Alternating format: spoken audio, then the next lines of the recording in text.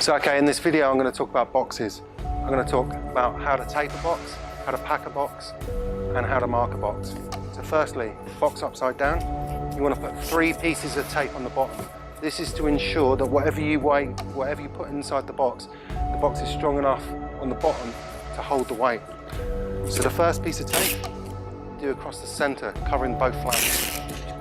The second piece and third piece, you do diagonally across.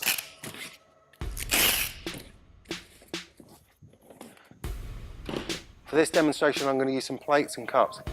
So what you do is put crushed paper at the bottom, just by crushing the paper straight at the bottom of the box.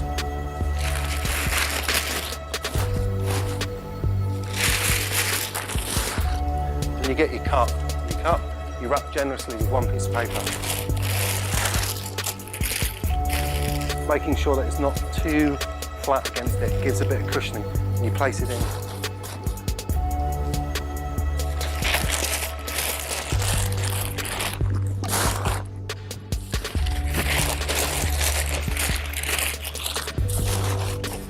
With plates, you do exactly the same.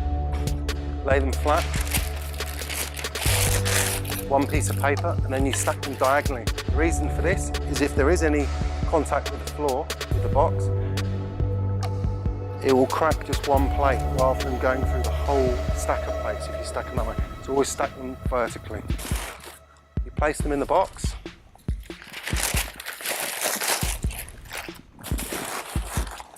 And use crushed paper around the edges of it.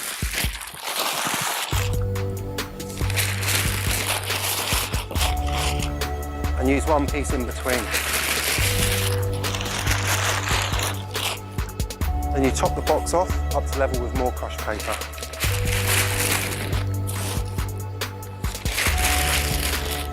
When it comes time to taping the box, 1 piece of tape across the top. Then you clearly mark.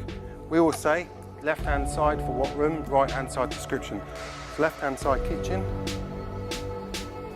right-hand side mugs and plates.